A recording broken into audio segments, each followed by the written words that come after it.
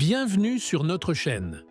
Ici, nous publions gratuitement les résumés des livres et romans les plus utiles et intéressants chaque semaine. Abonnez-vous à la chaîne et activez la cloche de notification pour ne pas manquer les prochaines vidéos. Bonne écoute! Tu veux devenir riche? Pas dans 10 ans. Maintenant. Alors écoute bien.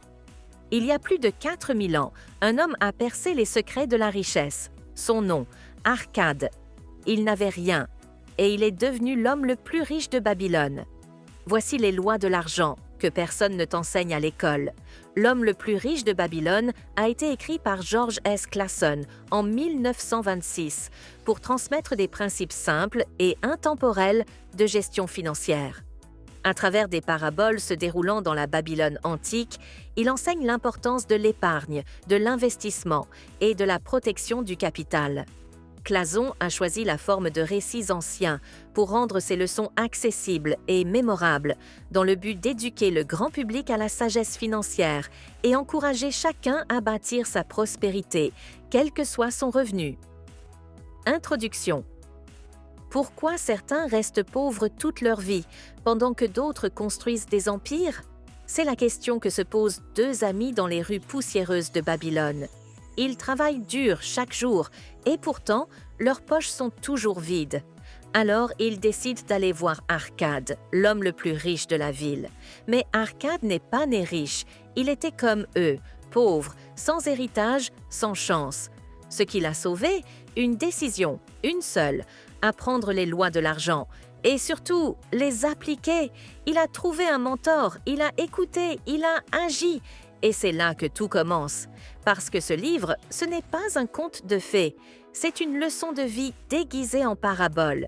Il t'enseigne que la richesse n'est pas une question de chance, mais de sagesse appliquée.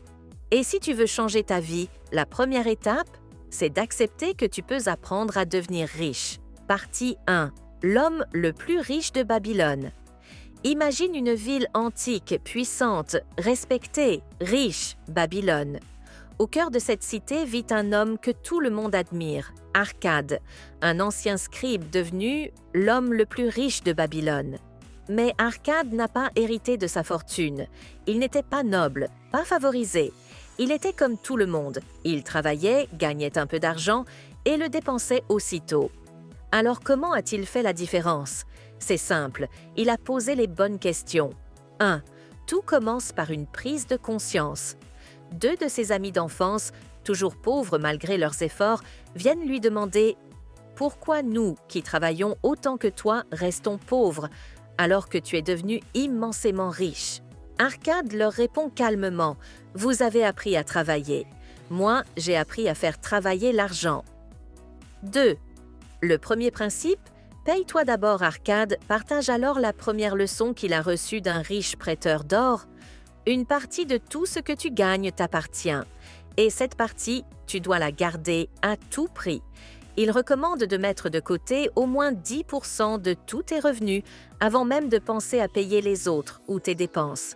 Exemple concret, si tu gagnes 1000 € par mois, tu mets 100 € de côté immédiatement, comme si c'était une facture que tu te dois à toi-même.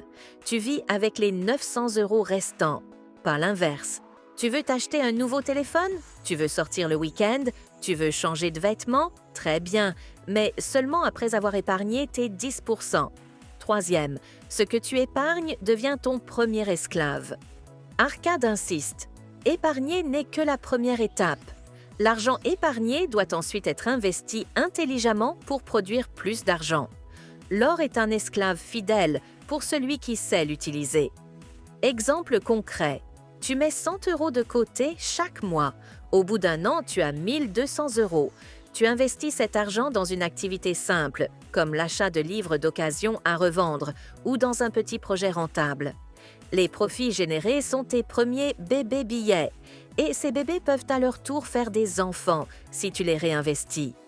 Quatrième, ce que fait Arcade, tout le monde peut le faire. Ce qui est frappant, c'est qu'Arcade ne donne aucun conseil technique compliqué. Il ne parle pas de bourse, d'immobilier ou de finances modernes. Il enseigne un principe universel, la maîtrise de soi. Ce n'est pas combien tu gagnes qui compte, c'est combien tu arrives à garder. Tu peux gagner peu et devenir riche si tu sais épargner. Tu peux gagner beaucoup et rester pauvre si tu dépenses tout. Cette première parabole est une révélation simple mais puissante. Arcade a appris à respecter l'argent, à le garder, à le faire travailler pour lui. Et c'est ce qui a fait toute la différence. La question que le livre te pose, dès cette première histoire, est simple. Es-tu prêt à faire ce que 90% des gens ne font pas? À mettre de côté, chaque mois, une part de ton revenu? À te payer en premier? Si oui, alors tu peux devenir toi aussi l'homme ou la femme le plus riche de ton Babylone. Partie 2. Les 7 remèdes contre une bourse vide. Tu veux arrêter de vivre dans l'angoisse du compte à découvert? Tu veux que ta bourse soit toujours pleine plutôt que toujours vide? Alors écoute bien, Arcade, l'homme le plus riche de Babylone, a enseigné 7 remèdes puissants pour guérir une bourse malade. Et ce sont les mêmes lois que les riches d'aujourd'hui appliquent, consciemment ou non. Premier remède, commence à te payer toi-même. Une partie de tout ce que tu gagnes t'appartient, garde-la. Exemple, si tu gagnes 1000 €, épargne 100 € dès que l'argent arrive. Ce geste simple te transforme de consommateur en bâtisseur de richesse. Deuxième remède, contrôle tes dépenses. Ne confonds pas besoin et désir. Fais un budget, réduis les dépenses inutiles. Même avec un petit revenu, tu peux épargner si tu arrêtes de tout dépenser. Exemple, as-tu vraiment besoin de 3 abonnements de streaming, d'un café à 4 € chaque jour? Troisième remède, fais fructifier ton or. Fais travailler chaque pièce que tu économises. Ton argent ne doit pas dormir, il doit travailler pour toi.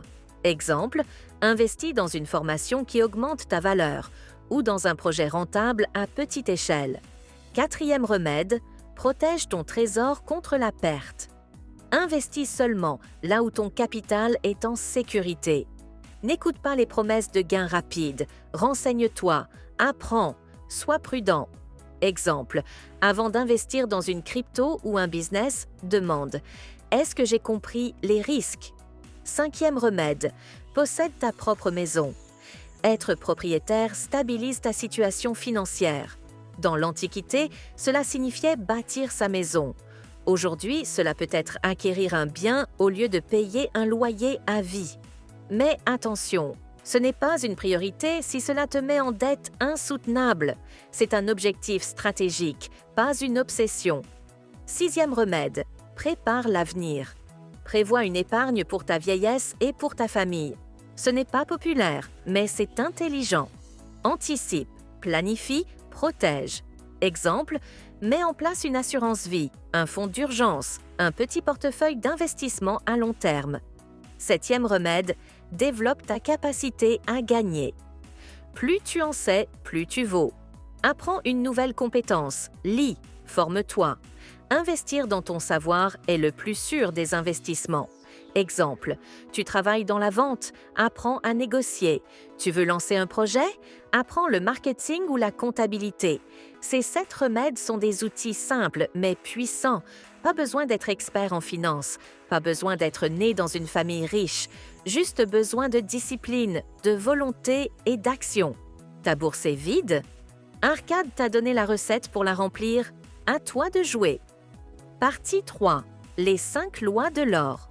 Dans cette parabole, un riche homme nommé Arcade lègue à son fils 2 choses, une bourse remplie d'or et une tablette gravée des 5 lois de l'or. Mais très vite, le fils dilapide l'argent. Heureusement, les leçons écrites vont devenir son véritable trésor.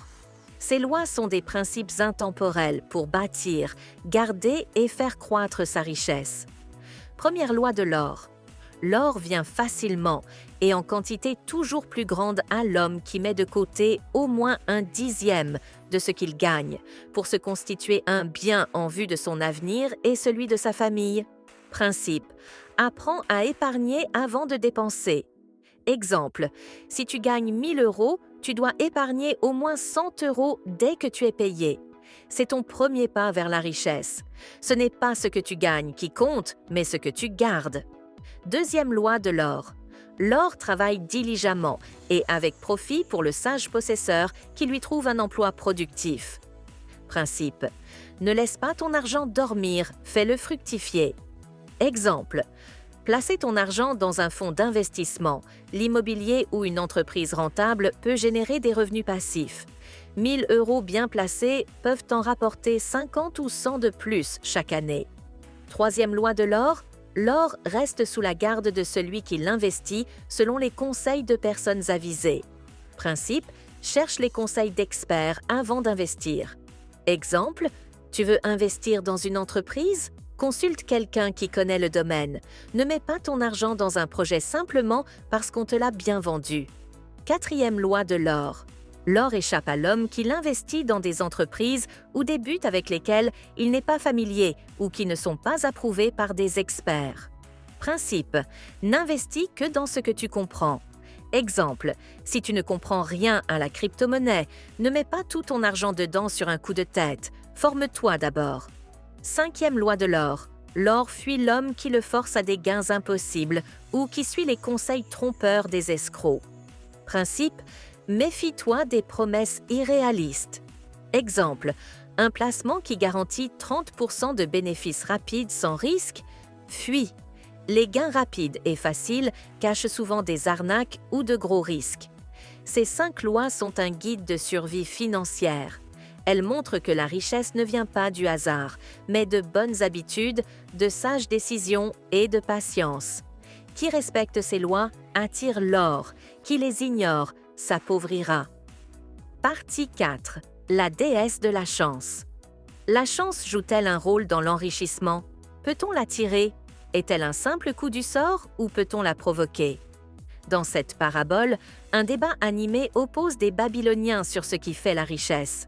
Le travail ou la chance. Certains pensent que ceux qui sont riches ont simplement eu plus de chance que les autres. Mais Arcade, l'homme le plus riche de Babylone, les contredit avec une sagesse frappante. Premier, la chance n'est pas une magie.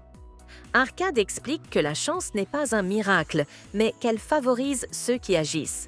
Il donne l'exemple d'un homme à qui l'on a offert une excellente opportunité d'achat, mais qui n'a pas su décider à temps.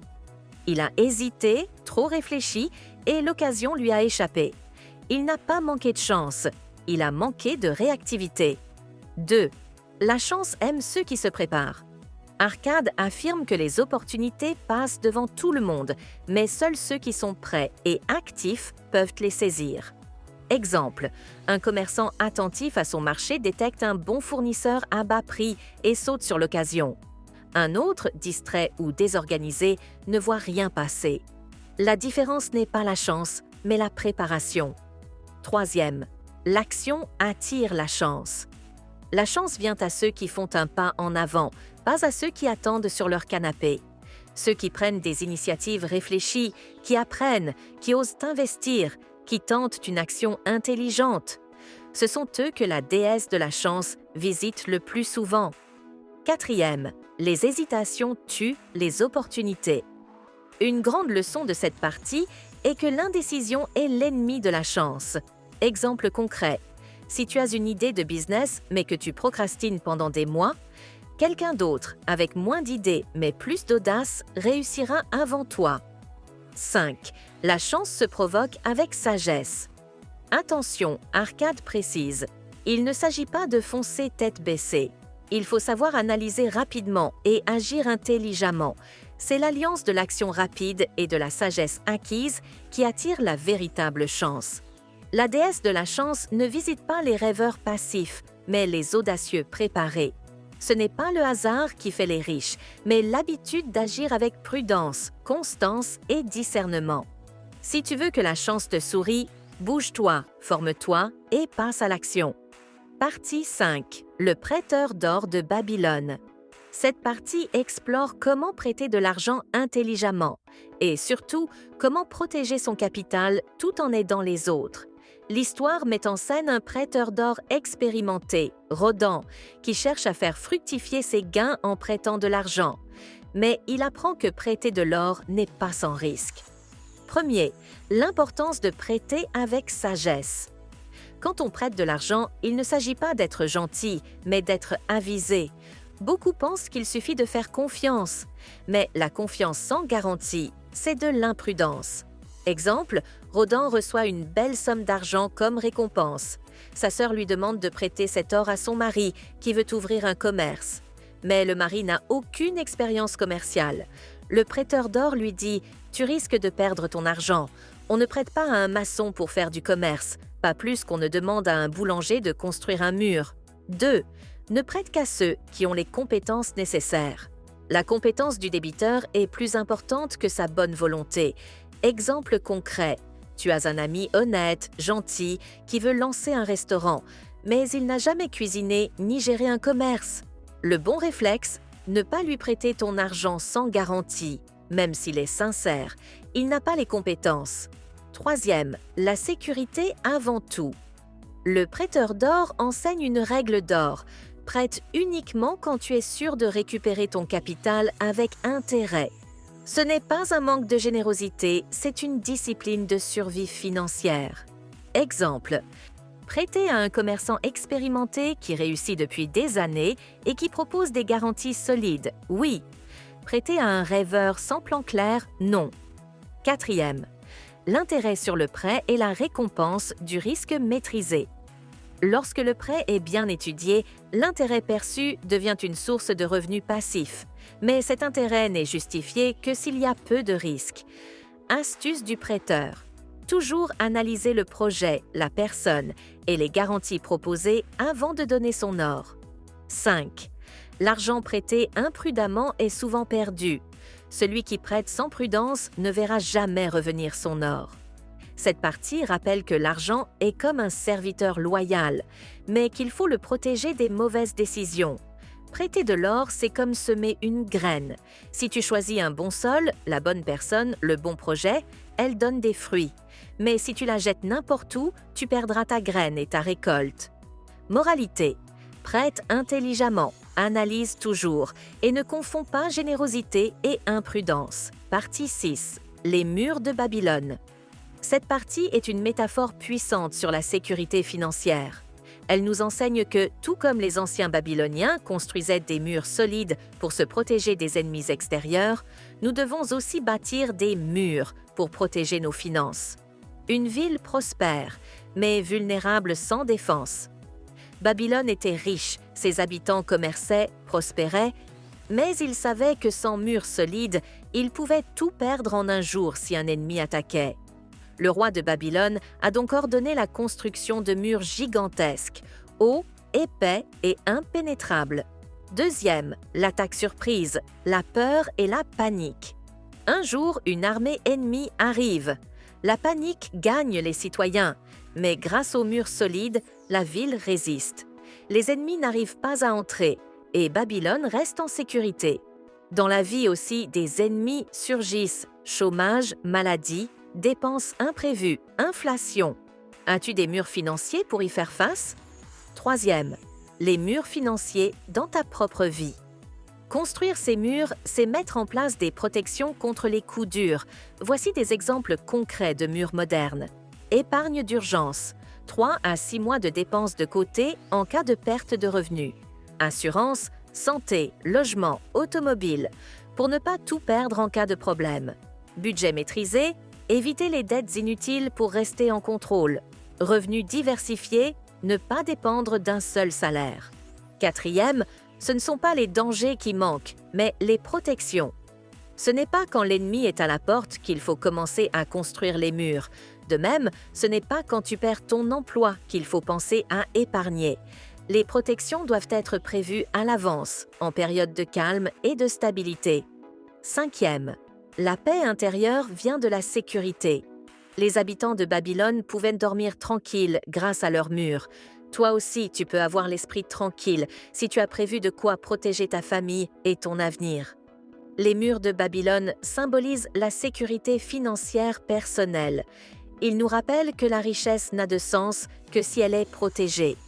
Construis dès maintenant tes protections. Épargne, assurance, planification. car la vie est imprévisible et ceux qui anticipent sont ceux qui survivent. Partie 7. Le marchand de chameaux de Babylone. Cette partie traite d'un sujet profond et universel, la dette. Elle montre que, même en situation difficile, il est possible de retrouver sa liberté financière grâce à la discipline, à l'organisation et à la volonté.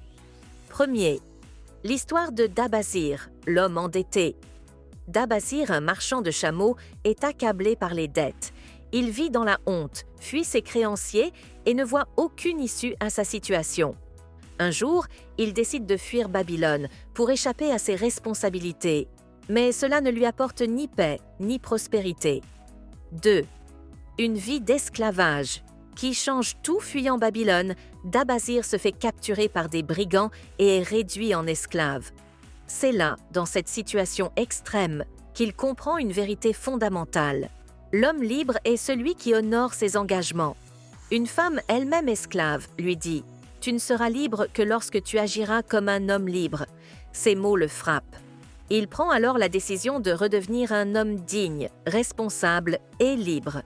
Troisième, le retour à Babylone avec un plan clair. De retour dans sa ville, Dabasir fait ce que peu osent faire. Il va voir chacun de ses créanciers.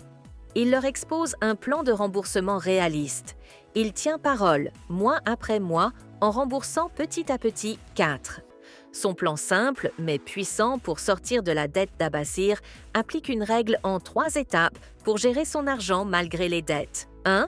10% pour lui-même. Épargne personnelle. Même endetté, il s'enrichit lentement. 2. 20% pour les remboursements. Paiement de ses dettes, de manière constante. 3e. 70% pour vivre. Alimentation, logement, besoins essentiels. Exemple moderne, si tu gagnes 1 000 €, tu mets 100 € de côté, 200 € pour rembourser tes dettes, 700 € pour tes dépenses courantes. 5e, la constance est la clé. Mois après mois, Dabasir rembourse toutes ses dettes. Il retrouve son honneur, sa réputation et sa liberté.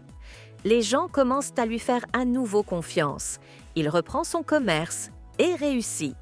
6. La leçon centrale de cette partie. Il n'y a pas de honte à être endetté.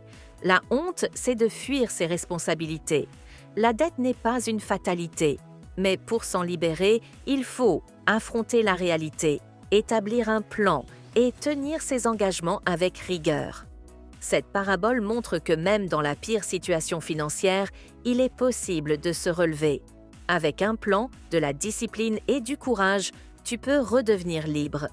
Le vrai pouvoir n'est pas d'éviter la chute, mais de savoir se relever. Partie 8. Les tablettes d'argile de Babylone. Thème principal. Cette partie met en lumière la valeur intemporelle des principes financiers enseignés dans les tablettes anciennes. Elle démontre que les règles de bonne gestion de l'argent sont aussi valables aujourd'hui qu'il y a 4000 ans. Première découverte archéologique fascinante. Un professeur d'histoire découvre en Mésopotamie de vieilles tablettes d'argile écrites en cunéiforme, contenant des récits de gestion financière. Ces tablettes, traduites plus tard, racontent la vie de Dabasir, l'homme endetté qu'on retrouve dans la partie précédente. Ce sont ses propres écrits. Il y raconte comment il est sorti de ses dettes en appliquant des règles simples. 2. Le plan de remboursement de Dabasir, réaffirmé. Dabasir détaille à nouveau sa méthode. 10% de ses revenus sont pour lui-même, épargne, 20% pour rembourser ses créanciers, 70% pour ses besoins essentiels. Cela montre à quel point l'écriture et le suivi d'un plan sont essentiels. Il notait chaque dépense, chaque remboursement et avançait avec clarté et rigueur. 3e. Des principes anciens, toujours efficaces. Le professeur qui étudie ces tablettes réalise que les leçons financières qu'elles contiennent sont d'une actualité incroyable. Il décide de mettre les conseils de Dabasir en pratique dans sa propre vie moderne et constate une nette amélioration de ses finances. Ce que Dabasir a fait à Babylone, je peux le faire aujourd'hui dans ma ville. La puissance de l'écriture et de la discipline. Une des grandes leçons de cette partie, c'est que le fait d'écrire son plan, de suivre ses progrès, crée un engagement mental fort. Cela transforme des intentions vagues en objectifs concrets. Exemple moderne, écrire noir sur blanc tes dettes exactes, tes revenus mensuels, ton plan de remboursement, tes objectifs d'épargne. Cela te donne un tableau de bord clair de ta situation. 5e. Les lois de la richesse sont éternelles. Le texte souligne une vérité fondamentale. La richesse ne dépend pas du lieu ou de l'époque, mais de principes universels. Ces tablettes montrent que dépenser moins que ce que l'on gagne, épargner, investir prudemment, éviter la dette inutile sont des règles intemporelles. Les tablettes d'argile de Babylone sont les témoins silencieux d'une sagesse financière millénaire. Elles nous rappellent que les outils pour s'enrichir durablement sont simples, clairs et connus depuis des siècles. Si tu veux changer ta situation financière, tu n'as pas besoin de magie, mais de discipline et de méthode. Partie 9. Le destin de la chance. Thème principal. Cette partie aborde un sujet essentiel, la chance. Est-elle un simple hasard, ou bien, comme le soutient le livre, peut-on la provoquer? L'histoire révèle que la chance sourit aux personnes prêtes à saisir les opportunités et non à ceux qui attendent passivement. Première, la conversation entre deux hommes. L'histoire commence par une discussion entre deux amis, Charunada, un homme prospère et sage, et Adam Gula, son jeune compagnon. Ils évoquent un homme qui, selon certains, a eu de la chance dans les affaires. Mais en creusant, on découvre que cette chance n'était pas magique, mais le fruit de décisions rapides, réfléchies et audacieuses. 2. La chance aime les gens qui agissent. La chance visite ceux qui sont prêts à agir, pas ceux qui procrastinent. Exemple du livre, un homme se voit offrir une opportunité d'investissement exceptionnelle. Mais il hésite, tergiverse, demande l'avis de tout le monde, et l'opportunité lui passe sous le nez. Plus tard, il dit « Je n'ai pas de chance ». En réalité, il n'a pas agi au bon moment. 3e, l'opportunité frappe, mais ne force jamais la porte. La chance, dans le livre, est présentée comme une porte qui s'ouvre un instant. Celui qui est attentif, préparé et courageux peut entrer. Mais celui qui attend trop longtemps la regarde se refermer. Ce que beaucoup appellent la chance n'est bien souvent que le fruit d'une préparation rencontrant une opportunité. 4e, l'homme chanceux est celui qui se prépare. Préparation plus action égale chance. Exemple moderne. Tu te formes, tu épargnes un peu chaque mois. Un jour, une excellente affaire immobilière se présente. Tu es prêt, tu saisis. Tu apprends un nouveau métier le soir. Un poste inattendu se libère. Tu es qualifié, tu l'obtiens. Ce n'est pas la chance tombée du ciel, c'est le résultat d'efforts invisibles. 5. La procrastination tue la chance. Ceux qui remettent tout au lendemain ratent les occasions. L'auteur nous met en garde. La peur, l'indécision, le doute sont les pires ennemis de la chance. Ils paralysent l'action. Et sans action, pas de progrès ni de réussite. 6. La véritable chance, c'est d'être toujours prêt. Le livre nous encourage à être dans une posture de vigilance et de mouvement pour que la prochaine opportunité qui passe ne soit pas manquée. Moralité, crée ta chance, prépare-toi, agis sans attendre, et tu verras que la fortune sourit à ceux qui s'en donnent les moyens. La chance n'est pas un caprice du destin, elle est une conséquence logique d'un comportement proactif. Celui qui se prépare, apprend, économise, agit, rencontre plus souvent la chance que celui qui attend sans rien faire. Conclusion, l'homme le plus riche de Babylone. L'homme le plus riche de Babylone n'est pas seulement un recueil de fables anciennes. C'est un manuel intemporel de sagesse financière, transmis à travers des récits simples mais puissants qui traversent les âges. Pourquoi ce livre reste aussi puissant aujourd'hui? Parce qu'il repose sur des lois naturelles et universelles de l'argent. Que tu vives à Babylone, à Paris ou à Abidjan, en moins 2000 ou en 2025, les règles ne changent pas. La richesse est une conséquence de choix quotidiens intelligents et constants. Commence dès aujourd'hui une petite action, une nouvelle habitude, et le chemin vers l'abondance s'ouvrira devant toi. Abonne-toi à Livres utiles en résumé et prépare-toi à transformer chaque idée en impact. La prochaine vidéo pourrait changer ton avenir. Clique maintenant.